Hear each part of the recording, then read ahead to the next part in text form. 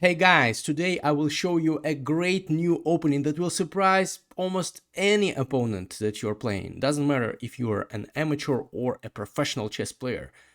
I've spoken to some GMs. Most GMs say that even they uh, don't know in detail what to do with black against this opening. And this will be a recap of my game, but I will also tell you about the opening and say something about the details of it, how to play it. This will be a recap of my first round game at Oskemen Open, an open tournament here in Kazakhstan, where lots of strong players are playing. For example, Richard Rapport, Super Gem, Dean Lorenz second, and participant of the candidates tournament.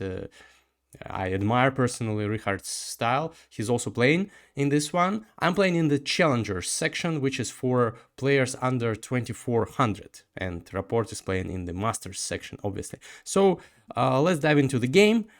I open up with one b3. So this is the first move. This is called the Nimzovich-Larsen attack, Nimzovich-Larsen opening, but I'm about to show you one specific line in it.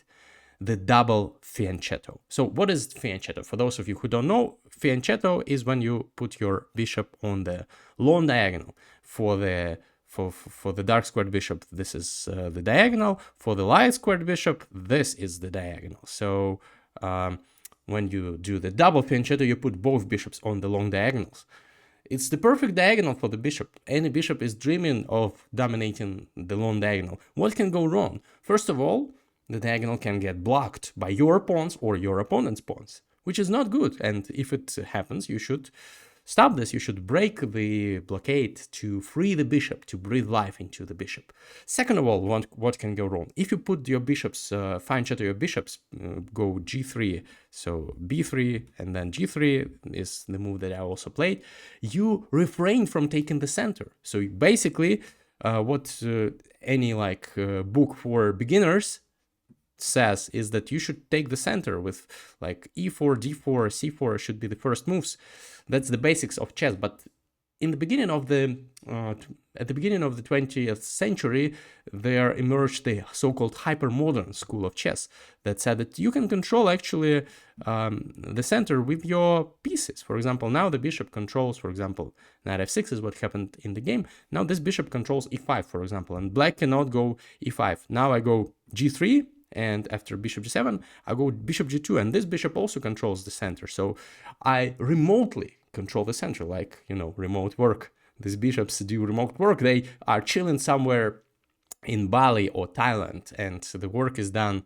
The work is done here. This is the center because this is the most important part of the board in the beginning, at least. So whoever controls the center usually has an advantage in the opening. And if you choose to play the double fianchetto, sometimes the engine even says that black is slightly better. But in practical play, whenever I was facing this with black, I was like, what the hell am I supposed to do? It's difficult, it's complicated, what to do? And I decided to try it with white. So in this game, I will show you, I actually played a rather decent game with 95% accuracy. I will show you what happens when you choose the double fianchetto and your opponent doesn't know what they are doing. Actually, my opponent played some decent chess. She took some time to think on the moves, so she obviously was not sure of the theory. Maybe she didn't know the theory, but the first, I think 10 or 12 moves even, she made top engine moves or similar, first or second lines of the engine, so she found good moves. But even that did not help her. So let's show the game. So as I already told you, first I put the bishop here. It doesn't really matter what black does. And then I put another bishop here. So that's the idea of the double fianchetto. There is another line here where white takes on f6, and it's actually not that bad. And then goes c4, and then goes knight c3, and then goes g2 and bishop g3 and bishop g2. You can study it as well, but I don't like giving up my powerful dark squared bishop, so I go g3 here. It's actually the first time I've played this in over-the-board chess, so my opponent did not anticipate this because she wouldn't. I didn't even play it in Blitz on chess.com or on Lichess, so yeah, it was a surprise. So bishop g2, c5 is one of the moves. Sometimes black plays for d6, e5. Other times black goes for d5. You should know that whenever black goes d5, c4 is good. Challenging the centers, trying to block this, to stop the blockade of this diagonal. And if black goes d4, sometimes you can go b4. Yes, you've wasted 2 tempi to put your pawn here, but the pawn prevents c5 from happening. And sometimes you can push e3. Maybe not now. Now is not good. But sometimes you can challenge with e3 the position of white. So, or you can go here, induce c5, and then go b4. And if black takes the b4 pawn, you can even go a3, sacrificing a pawn, in the spirit of the Benko gambit, colors reversed. And if they take here, you can take with the bishop here. This pawn will not go anywhere. So you have a great position. Your bishop is very active. This bishop also will potentially put pressure. You have pressure down the b file, the a file. So that's what could have happened if your opponent goes for d5, c5, and d4. You should remember this idea of c4 and then b4 with white. But my opponent instead went c5 in this position, which is also logical. So if I go, for example, e4 here, this is some kind of a Sicilian defense with the double fianchetto, but it's not good for white. So e4 is not a move that you want to make in such positions because you want your bishop to be happy. You do not want to block your bishop, light squared bishop. So that's important. So usually if white pushes this pawn, white goes e3, not e4. But now I don't have to go e3. I do another thing. I continue development, knight f3. And very often when black goes c5, you challenge this pawn with d4. So that's exactly what I'm doing here. So knight c6, castles, castles. And now c4. First of all, c4. But the next move will be d4. And I'm fighting for the center. d6, d4. So basically, you don't have to remember lots of theory if you play double fianchetto. Actually, I didn't remember the exact lines. I just knew the plans here. And the engine approved of my play. It says that I have made just one tiny mistake at the end of the game, which did not affect the result. It just like made my task a little bit more difficult.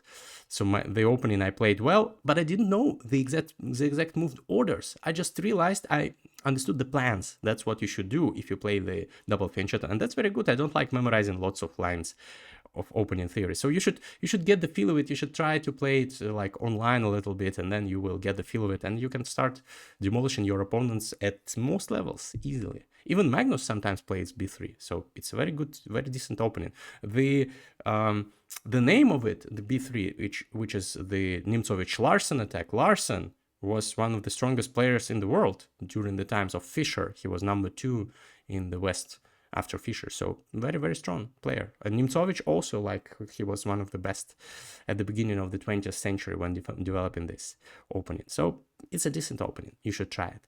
So let's analyze the game further. So she takes, I take. Now, you see, this bishop is very menacing. This is the so-called Catalan bishop. It's putting pressure on the long diagonal, and black cannot do anything to stop it. Black goes bishop d7. Black is dreaming of like this happening and if I trade my pride of the position, it's equal, but I don't have to do this. Of course, I do not trade.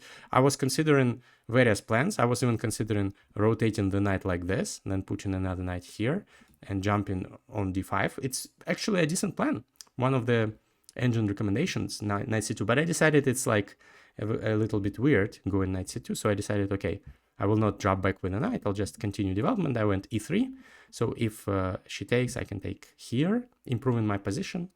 Now, sometimes I can push d5 or c5 in some positions, but she doesn't take here. Instead, she goes a6, I go here, she goes here, I go here. Very normal moves, all moves are logical. I go rook c1 because her queen is here, and now I want to jump with the knight either here or here, using the fact, for example, let's make a nonsensical move for black. Now I can jump here, and if she takes, I take, and this knight is pinned, and pin and win, so to say. So that's a threat. Also, this is a threat. For example, here also could be unpleasant because now I'm also winning the knight back, so not that bad. So she wants to stop this X-ray, and she goes queen b8 here, which is a very logical move. Now I go h3 just to prevent bishop g4, attacking my rook whenever I put my rook on d1, prophylactical move. She takes.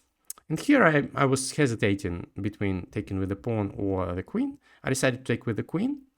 Both moves are actually decent according to the engine. Even e takes d4 is a little bit better, but I didn't like b5 here.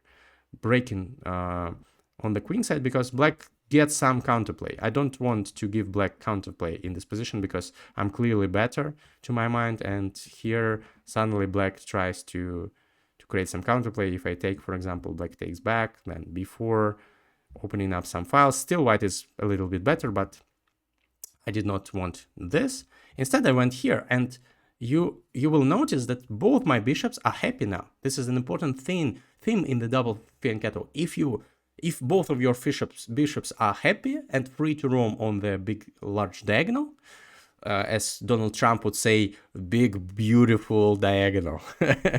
So yeah, if that's the case, then you're fine and you're better with white, and your opponent is cursing himself or herself because what the hell is this guy or this lady sitting opposite from me is like playing. This is not a normal opening. b3, g3, what the hell is this? But this is a very decent opening. As I already told you, even Magnus plays it. So that's something. So knight h5. Knight h5, of course, attacks the queen. I should drop back here. She goes bishop c6. And now I go knight d5. And actually, she didn't do anything wrong, but now she faces an unpleasant situation because this pawn is hanging. And if she goes here trying to protect, well, it's not a good position. For example, I can just take, and if she takes, doesn't matter with the knight or the king, I can continue pressing. I can go e4, I can go knight b6, also nice move. So yeah, I'm better. Instead, she decides to give out the bishop in this position because the knight is attacking this pawn. She decides to give out the bishop for the knight. But now I have the two bishops advantage, and this bishop is just a monster, the so-called wooden shield in the terminology of Hikaru Nakamura. Very, very good bishop, and I'm enjoying the two bishops advantage. Oh, yes, she can trade one of the bishops, but then her dark squares around her king will become vulnerable, and she decides against this. She drops back, I drop back. She goes here, I go here, and practically speaking, like, it's only white who is playing for the win here. Look at this amazing bishop. Look at this amazing bishop. As I told you, double fianchetto for the win. By the way, drop a comment, native speakers. Do you say fianchetto, or fianchetto? Because I think it's an Italian word, and in Italy, I think in Italian it's fianchetto. But in English, people say it differently, so I'm wondering how you say it. So b5. b5 is a logical move. She tries to do something, she tries to break through, but it's weakening her position. She should have just waited and prepared for the worst. And this counterplay, even though it's logical, maybe I would have played in the same way with black. It gives me a target because I take, and however way she takes her pawn on a6 or on b5 will be a weakness, and she takes with the queen. And now I have a queenside majority, 2-on-1, and potentially I will be able maybe even to win this pawn of hers and push my passed pawns, and with the amazing bishops, I will, of course, have a winning advantage. So already it's +1 for white. I trade the rooks. I correctly evaluate this position as very good for me, and I realized that I should just trade the pieces and go into an endgame because it should be easily winning for me. So I trade the rooks. The engine approves. So we trade, and now she goes queen a5. She has a threat of taking here. Also, potentially, if I try to infiltrate with my queen somewhere, she has this check and some counterplay, even though it's nothing. I go a3 because my pawn was hanging. She goes queen f5. Now she wants probably to go here, attack an f2, and I didn't like it. And I thought for some time, and I found actually a very risky move, but it's the top engine move. I was surprised when I checked with the engine after the game. g4. It's a very committal move because I'm weakening my position, but I didn't like this counterplay with knight e4 coming. And her queen is putting pressure on f2, and also potentially like she'll trade this bishop for my bishop, and I will probably have to trade my light squared bishop for her knight, and I will no longer have my beautiful bishops. And yes, I will still have some advantage pushing those pawns, but I was not sure like if it's good enough. So I decided, you know what, I'll go g4, and the engine says yes, it's a top engine move. The idea is that her queen should be controlling this square, because otherwise if she goes, for example, back here, I have queen c8 check, and her only move is here, and she's just paralyzed here. She's pinned. I don't even have to spoil her pawn structure. I'm not sure if it's the best choice, even though here obviously white is playing for the win. But I can just like push the pawns or try to trade the queens and enjoy a very, very good position. So she does not want to allow this infiltration. So she has to go queen e6. But now the queen is no longer putting pressure on f2. That was my idea. So yes, I weakened a little bit my king's position, but in return, I stopped your counterplay. And now I go b4 because this pawn was hanging. Now I want just to push the pawns and to win the game on the queen side. h5, she desperately tries to go for some counterplay, which is a correct approach, of course, but I just take. And here I could have taken, but I decided I do not want to help her maneuver her knight. Probably she could have tried to go for some counterplay, even though it's still close to winning for white. But I decided not to take. Instead, I went bishop f1, putting pressure on this pawn. It's an inaccuracy according to the engine. I should have just traded, but still it's not losing the advantage. I still have a very good advantage. So I'm putting pressure on this pawn. She goes bishop h6. She avoids the bishop trade, which is a mistake. But probably she decided to go for some counterplay, maybe trying to go, for example, if I do nothing, if I go a4, there are some ideas like knight g3, for example, which doesn't really work, but it's beautiful. If I take, this is a fork, winning my queen, so I cannot take this knight. Probably that was her idea, even though like I'm not obliged to take. It's not checkers, it's chess. I can go here, for example, and I'm winning. So yeah, but instead of going a4, I decided to just take a pawn. Whoop, and the pawn is gone. And unless she has something concrete, I'm just winning. I'll queen. And when sitting at the board, I didn't find anything concrete for her. And turns out there was nothing concrete for her. She was either bluffing or like she did not find a way to save this pawn on a6. Probably like she could have gone, oops, sorry, let me put this position on the board. So here she could have gone d5, trying to hold on to this pawn. Still, it would be very hard for her after a4. I'm still pushing the pawn and probably winning. But she decided to go bishop h6. Now I just take the pawn. If she takes on h3, I will just trade the queens with check. This is a check, and she will have to take my queen. I'll take back with the bishop and promote my pawns. The endgame is winning for me. So she does not take this pawn. Instead, she tries to go for some counterplay with queen a4. She wants to create counterplay. I don't know like what exactly she wants to do. Maybe go here, maybe push this pawn, maybe like take on e3, maybe go knight g3, something like that. Well, if I don't do anything, well, for example, if b5, what's the idea? Knight g3, the engine says. Well, it's quite beautiful because this is threatened, this is checkmate, and again I cannot take here, so there is some counterplay even though white is still winning. But I don't want to allow it. Instead of going b5, blindly pushing my pawn, allowing counterplay, I do the following: I check her. And she has to block because if she goes here, this is checkmate in one due to my beautiful dark square bishop. Double fianchetto for the win, as you say. So, as I say. So she has to block. Now her bishop is no longer active. It used to be here, threatening some nasty stuff. Now it's dropped back. Now I've made her drop back. Now I go bishop b7. This is the only mistake, according to the engine, in the game. I'm attacking the queen. It's still winning, but like I had a +3 advantage. Now I have just a +2 advantage. I should have just gone bishop f1. Like... the bishop is best placed here, and then I push the pawn and win. This is the best plan. But bishop b7 is also good. The best move for her would have been d5, trying to block this diagonal, but still it's very unpleasant. Instead, she goes queen d3, trying to go for some checks. She cannot win the bishop with the fork, because my queen is in time to block, so there is no fork here. So she goes queen d3, trying to create some counterplay. And I go king g2, very, very precise move, because now she doesn't have any checks, and my idea is queen c3. This is my idea, and she will not be able to stop it. So she did not stop it. Well, she could have played like something like queen e2, but still, I would have gone like, I don't know, queen c3 or something like that, and then pushed the pawns, and yeah, it's hopeless for black. Instead, she went here d5, trying to go for some checks, blocking my bishop, but she missed this move, queen c3. Again, threatening to trade the queens when we go into a winning endgame, winning for me, and threatening checkmate in one due to this beautiful battery. On h8, this will be a checkmate. And I calculated that her checks do not work. She can try to sacrifice the knight, and at least if I take, she will have some potentially like counterplay against my king. Still, it's lost, but she could dream of doing something like that, and like, I don't know, if I'm fall asleep at the wheel, my king can get hunted, but of course it's still winning.